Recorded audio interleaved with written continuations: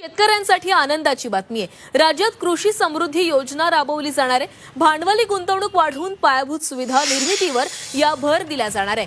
कृषी मंत्री माणिकराव कोकाटे यांनी विधान परिषदेमध्ये ही माहिती दिली आहे। जुन्या पीक योजनेमध्ये मोठ्या प्रमाणावर गैरप्रकार झाल्याचं उघडकीस आलं, त्यामुळे त्यात सुधारणा करून नवीन पीक विमा योजना लागू केली जाणार आहे। या योजनेअखेरीस शेतकऱ्यांच्या विकासासाठी आणि शेतीमध्ये भांडवली गुंतवणूक वाढवून पायाभूत सुविधा निर्मितीवर भर देणारी कृषी समृद्धी योजना राबवण्यात येणार असल्याची माहिती कृषी मंत्री माणिकराव कोकाटे यांनी मंगळवारी विधान परिषदेत दिली आहे।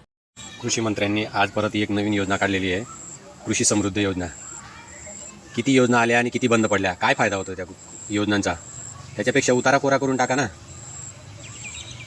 शेतकऱ्याला सांगता दुग्ध व्यवसाय करा, हा 50-60 हजाराची गाय आहे आणि 20 ने 22 रुपये लिटर दूध जात आहे, कसं काय परवडेल त्याला? दुधाला भाव द्या ना, तेव्हा तर शेतकरी करीन मध्ये दुधाचा पण व्यवसाय।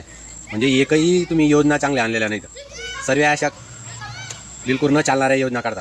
आता ही योजना काढण्यापेक्षा मग उताराच कोरा करून टाकायला पाहिला होता ना। माननीय मुख्यमंत्री साहेबांनी सांगितलं होतं उतारा कोरा करू, कोरा करू, कोरा करू, कुठे केला?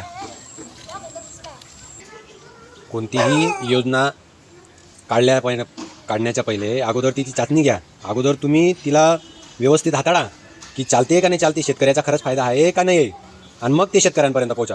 फक्त काढायची योजना काढून म्हणजे ही योजना काढली, काय कुठे चालत आहे ती योजना? काय काढून फायदा आहे तुमचा?